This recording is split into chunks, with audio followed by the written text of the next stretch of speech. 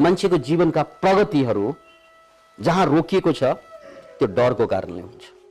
अहिले हामी जम्मैले जति प्रगति गरेका छौं त्योभन्दा धेरै प्रगति गर्न सक्थ्यो, तर भएन, किनकि डर आएर रोकिदिन्छ हामीलाई। जानुपर्ने ठाउँ कति ठाउँमा गएनौं डराएको कारणले। अनि कति ठाउँमा कति मान्छेलाई भेट्नै पर्ने मान्छे कति हुन्छन् जसलाई भेटेपछि हाम्रो जीवन सहज बन्थ्यो, राम्रो बन्थ्यो, तर भेटेनौं किनकि डर लाग्यो। उनीहरूलाई भेट्न डर लाग्छ कति मान्छेलाई, राइट? कति चीजहरू हुन्छन् दुनियाँमा डरको कारणले हामीले गरिरहेका हुँदैनौँ। त्यो गरेको भए हामी धेरै माथि जान्छौँ, तर गरिनौँ। त्यसकारण बिजनेस वर्ल्डमा एउटा नारा लागेको छ, डर के आगे जीत।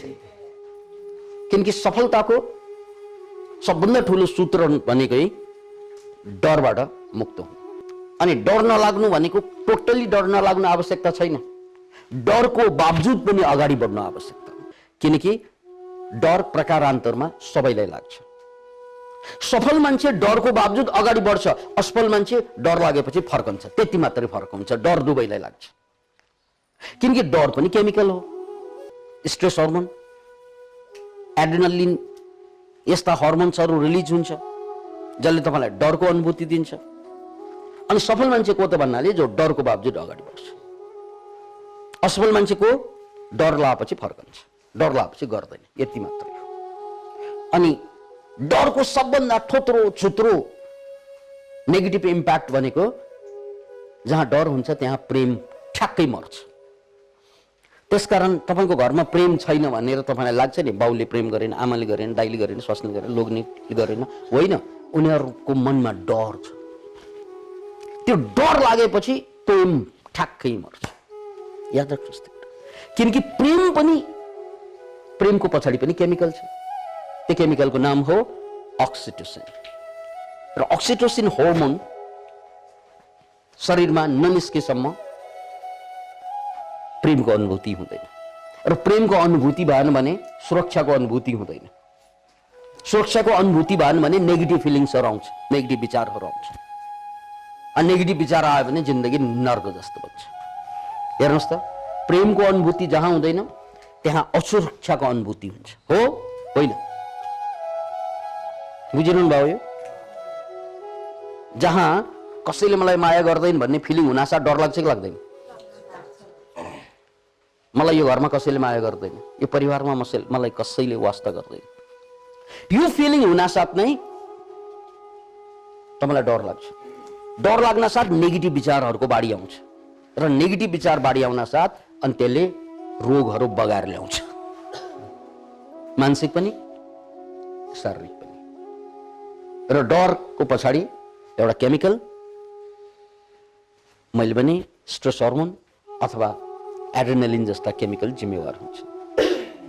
अनि यो केमिकल र प्रेमको केमिकल ठ्याक्कै उल्टो केमिकल हो, प्रकाश र अन्धकार जस्तो। किनकि जहाँ अँध्यारो हुन्छ त्यहाँ प्रकाश हुँदैन, जहाँ प्रकाश हुन्छ त्यहाँ अँध्यारो हुँदैन। त्यसैले जहाँ डर हुन्छ त्यहाँ प्रेम हुँदैन। त्यसकारण मेरो बाउले मलाई माया गर्दैन होइन, मेरो बाउमा इन्सेक्युरिटी फिलिङ छ, डर छ भित्र। त्यो डर कुनै पनि कारणले होला, आर्थिक कारणले होला, भविष्यको चिन्ताको कारणले होला, भूतकालको कारणले होला, एकदम उसलाई डरले सताइरहेछ भित्रबाट। त्यसकारण उसले खुलेर प्रेम गर्न सक्दैन। हो, तपाईको बाउको, आमाको, दाइको, छोराको, छोरीको तपाईप्रति दुश्मनी नहोला, तैपनि प्यार गर्दैन यो मराहरूले, लाग्छ नि हामीलाई? मायै गर्दैन, मायै गर्दैन बुढाले, मायै गर्दैन बुढीले, अचेल क्या भा हो यिनीहरूलाई, यो लाग्छ नि? केही भएको होइन, यिनीहरू डराए। डरायो भनेको बाघ देखेर डराएको होइन, कुकुर देखेर डराएको होइन, डरका धेरै कारण भविष्यको विचार आयो, भोलि के होला, यो पनि डर हो। हिजो मलाई कसैले अपमान गर्यो, फेरि अपमान होला कि, यो पनि डर हो। हिजो मलाई मानसिक समस्या भएको थियो, अब फेरि होला, यो पनि डर हो। जहाँ जहाँ जुनै बहानामा पनि डर आउँछ, जहाँ जहाँ जुनै बहानामा पनि डर लाग्छ, त्यहाँ प्रेम मर्छ। त्यहाँ मैले साह्रै माया गर्ने पात्रलाई पनि माया गर्न सक्दैन। उसले गल्ती गरेको होइन, तै पनि उसलाई म माया गर्न सक्दिनँ अचेल, किन? किनकि मलाई डर छ। त्यसकारण डरले एकातिर तपाईको व्यावसायिक जीवनलाई बर्बाद पार्दिन्छ। व्यावसायिक जीवन भनेको कमाउने, धमाउने, अगाडि बढ्ने, प्रगतिलाई समाप्त पार्दिन्छ। किनकि डरको कारण तपाईँ रिस्क लिन सक्नुहुन्न अनि नयाँ काम गर्न सक्नुहुन्न। नयाँ काम नगरेसम्म, नयाँ कुरा नसिकेसम्म प्रगति हुँदैन। डरले तपाईलाई रोक्छ। त्यसरी तपाईको प्रगति समाप्त हुन्छ बाहिर। अनि यो बाहिरको प्रगति मात्र होइन, भित्रको प्रगति, त्यो भनेको पारिवारिक आनन्द, खुसी, त्यो प्रेममा आधारित हुन्छ, मायामा आधारित हुन्छ। त्यहाँ पनि प्रेम छैन घरमा। आमा बाउले प्रेम गर्न नचाहेको होइन, छोराछोरीले पनि आमा बाउलाई प्यार गर्न नचाहेको हुँदैन, तै पनि प्यार हुँदैन चाहेर पनि। किन भन्नाले सबैलाई डरले सताइरहेको छ। कसैलाई रोग लाग्ला भन्ने डर, कसैलाई लागेपछि मरिहाल्ला भन्ने डर।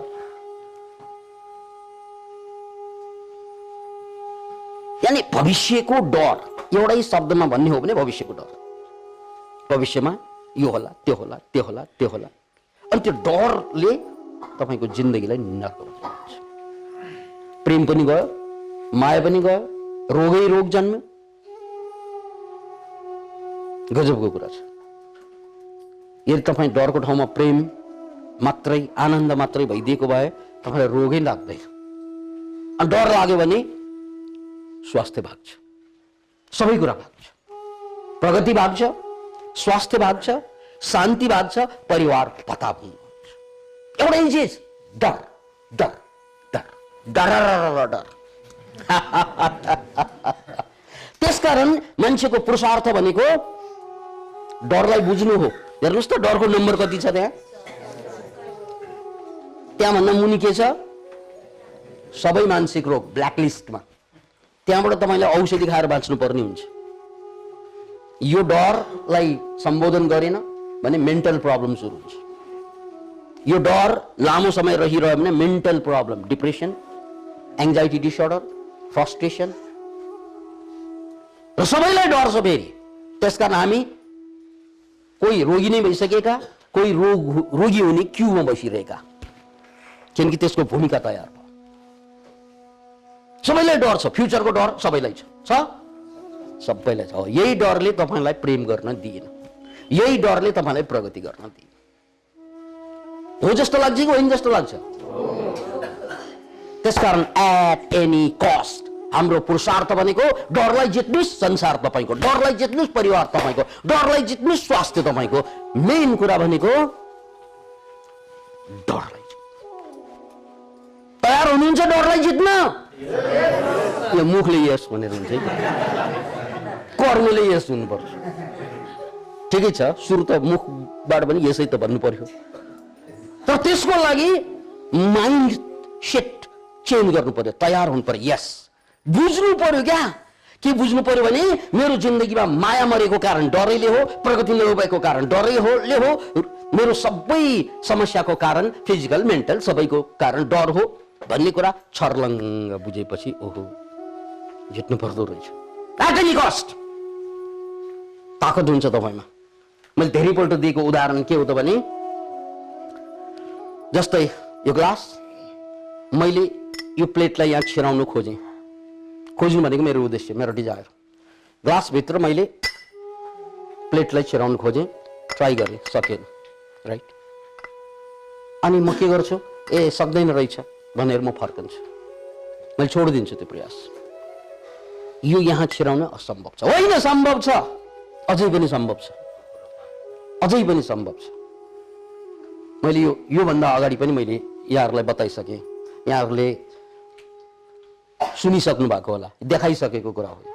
यसलाई चाहिँ यहाँ छिराउन सकिन्छ, तर छिराउने एउटा शर्त चाहिन्छ कि ग्लासलाई तोड्नुपर्छ कि प्लेटलाई तोड्नुपर्छ, अनि यो छिर्छ, हो होइन? त्यसकारण डरबाट बाहिर आउनु तपाईँहरू सबैलाई असम्भव लाग्छ, आइएम स्योर। त्यो सबैलाई डरबाट कहाँ बाहिर आउन सकिन्छ र? नो, यो त तपाईँले यसरी छिराउँदाखेरि यो नछिरे जस्तै हो। यो छिरेन त्यस्तै डरबाट बाहिर आउन सक्दैन भन्ने बुझाइ हो। तर यो छिर्नलाई एउटा त्याग गर्नुपर्ने हुन्छ कि प्लेटलाई तोड्नुस् कि ग्लासलाई तोड्नुस्। ग्लासलाई यहाँ तोडिदियो भने पनि यो भित्र छिरेको मानिन्छ, होइन, यसलाई तोडिदियो भने यो छिरेको मानिन्छ, तर तोड्नु चाहिँ पर्छ। क्लियर छ कन्सेप्ट? त्यो भनेको के त? के क्लियर? त्यो भनेको के त भन्नाले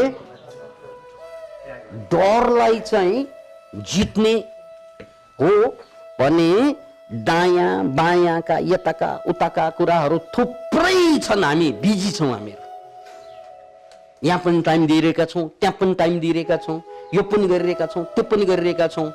गर्न त सबै गर्ने नै हो जीवनमा, तर प्राथमिकता कसलाई दिने हो? प्रायोरिटी सेटिङ, भ्यालु कसलाई दिने हो? त्यहाँ चुकिरहेका छौँ हामी। प्राथमिकता, भ्यालु, केलाई भ्यालु दिने? भ्यालु दिनु भनेको टाइम दिनु, त्यसमा लगानी गर्नु, पैसा पनि लगानी गर्नु, टाइम पनि लगानी गर्नु, मन पनि लगानी गर्नु। तन मन धन भनिन्छ नि, तन मन धन हो।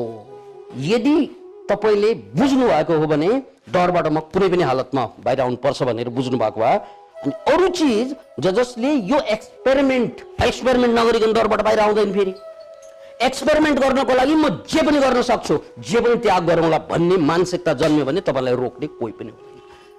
अनि मान्छे बेवकुफ कहाँ हुन्छ? उसलाई दोनों हातमै लड्डु, यो पनि लड्डु, यो पनि लड्डु। यो दुवैतिर लड्डु खोज्ने मान्छेलाई सबभन्दा ठुलो चाहिँ जीवनको हार प्राप्त हुन्छ। दुवैतिर खोज्ने नै होइन, एउटा खोज्ने हो। एउटा। त्यसकारण मलाई भगवानले आएर चाहिँ बाबु तिमी के माग्छस् भनेर सोध्यो भने मैले धेरै भने, धेरैपल्ट भन्ने कुरा, प्रभु मलाई कृपा गरेर आची दिनुस्। के दिनुस् रे? अलिअलि होइन, धेरै। कति बाबु? काठमाडौँको भ्याली जति भरेर मलाई आची दियो भने भगवान योभन्दा बढी केही पनि चाहिँदैन। के गर्छौ बाबु त्यति आची? प्रभु त्यति आची भयो भने म चाहिँ बायोग्यास निकाल्छु, अनि त्यो ग्यास धमाधम बेच्छु, त्यसबाट पैसा आउँछ, पैसाबाट जे पनि किन्न मिल्यो। त्यसकारण प्रभु मलाई सुन चाहिँदैन, हिरा चाहिँदैन, त्यो हजुरले नै राख्नुहोस्, आची पठाइदिनुहोस्। अरे यार आची भए पनि हुन्छ क्या? एउटै चिज भयो भने आची पनि काम लाग्छ, धेरै चिज भयो भने केही पनि काम लाग्दैन। अलिअलि के काम लाग्छ? त्यसकारण मैले धेरैपल्ट भने आची धेरै भयो भने सुन बन्छ, सुन थोरै भयो भने आची बन्छ। के अरे आची धेरै भयो भने सुन बन्छ, सुन थोरै भयो भने आची बन्छ। कसरी सर? आची धेरै भयो भने सुन कसरी बन्छ? त्यसबाट ग्यास निकाल्नु, ग्यासलाई बेच्नु, अनि पैसोबाट चाहिँ सुन किन्नु। सुन भयो, आची सुन भयो। यो त बुझे, तर थोरै सुन कसरी आची बन्छ? थोरै सुन भयो भने पैसा हुँदैन, बेच्नु पर्छ, खाएपछि आची।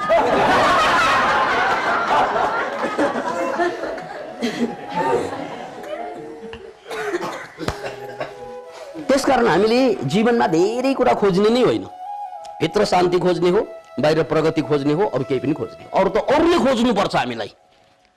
स्वास्नी पनि खोज्ने, लोग्ने पनि खोज्ने, छोरा पनि खोज्ने, छोरी पनि खोज्ने, यो पनि खोज्ने, त्यो पनि खोज्ने, सारा कुरा खोज्दा खोज्दा जिन्दगी हराइसकेको छ।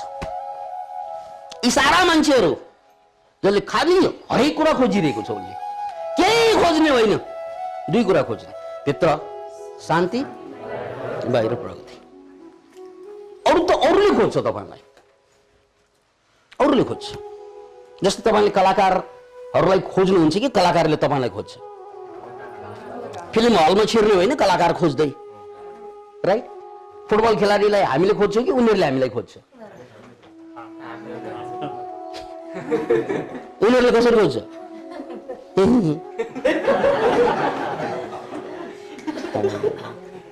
हामी हेर्न जान्छौँ होइन, उनीहरूलाई पैसा तिरेर। त्यसकारण महत्त्वपूर्ण भनिएका मान्छेहरूलाई हामीले खोजिरहेका हुन्छौँ, उनीहरूले हामीलाई खोज्दैन, हामीले खोज्छौँ उनीहरूलाई। खोजी खोजी पैसा दिन जान्छौँ टिकट किन्दै, राइट? त्यस्तै हामी पनि बन्नुपर्ने त्यस्तै हो। हामीले दुनियाँलाई खोज्ने होइन, दुनियाँले हामीलाई खोज्नु पर्छ। दुनियाँले हामीलाई खोजाउनुको लागि एउटै चिज भए पुग्छ, अहिले डरलाई जिते पुग्छ। किनकि डरलाई नजितेकोले हाम्रो क्वालिटी प्रगति पनि भएन अनि भित्र शान्ति पनि भएन। दुई कुरा नभएपछि हामीलाई कसैले खोज्दैन, भाग्छ बरु हामीबाट। यो चाहिँ डर छेरुवा, यो काम लाग्ने मान्छे होइन भनेर सबै भाग्छ हामीबाट। इभन छोराछोरीले बाउ आमा काम लाग्दैन भनेर भागिदिन्छ। विदेशमा गएका छोराछोरी मरि नि फर्कदैन, काम नलाग्ने छुत्रीहरू छन् के बस्छ, फेरि आमा बाउ त बिचरा बनाइदिन्छ छोराछोरी। विदेश गयो त्यही बस्छ। किन त भन्नाले कारण यही हो कि हामीले अरूलाई खोजाउने केही पनि गरेनौँ, हामी सबै खोज्यौँ अनि जे खोजेर प्राप्त भएका त्यो पनि हामीबाट टाढा टाढा। त्यसकारण खोज्ने भनेको बाहिर प्रगति, भित्र शान्ति। त्यसको लागि प्रगति र शान्तिको लागि एउटै सूत्र के त? डरबाट मुक्ति। प्रगति र शान्ति पनि एउटै चिजबाट हुन्छ, केबाट? डरबाट मुक्ति। अब डरबाट मुक्तिको लागि तपाईले गर्नुपर्ने पहिलो त बुझ्नु पर्यो डर, र दोस्रो कुरा एक्सपेरिमेन्ट गर्नुपर्छ। किनकि सारा जिन्दगीको समस्या भनेको बुझाइमा आएर अड्केको छ। यो कुरा फेरि पनि चिन्तन गर्नुहोस्, सारा जिन्दगीको समस्या बुझाइमा आएर अड्केको छ। मान्छे दुखी, पीडित, समस्याग्रस्त किन भइरहेको छ भन्नाले उसको बुझाइको कारणले भइरहेको छ। यस्तो यो हुनुपर्ने भइरहेछ छैन, यो बुझाइले उसलाई पीडित बनाइदिन्छ। यस्तो हुनै नपर्ने भइरहेछ, बुझाइ छ नि। यी सबै कुरा बुझाइ भनेर बुझ्नुपर्छ। म तपाईहरुलाई एउटा एक्सपेरिमेन्टबाट सिद्ध गर्छु। तपाईहरु मध्ये सारै काउकुती लाग्ने एक दुई जना आउनुस् त। दुईजना दुईजना भए पुग्छ। तपाईँ त्यता लाग्छ काउकुती हैन? तपाईँ उहाँलाई काउकुती लाउनुस् त।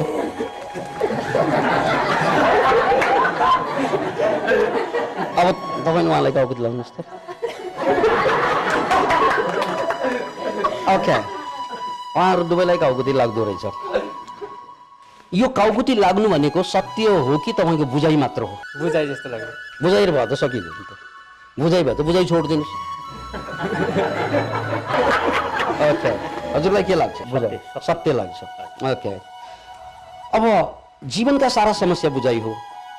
यो काउकुती पनि मलाई लाग्छ भन्ने हामीलाई लाग्छ नि, त्यो कुरा हो कि होइन? अब हामीले एक्सपेरिमेन्टबाट चाहिँ हेर्नुपर्छ। यो बुझाइ मात्र हो कि यो सत्य हो? जसरी आफूले लगाउनुस् त काउकुती, लागेन। यसको मतलब चाहिँ अरूले लाउँदा पनि त औँला आउने हो।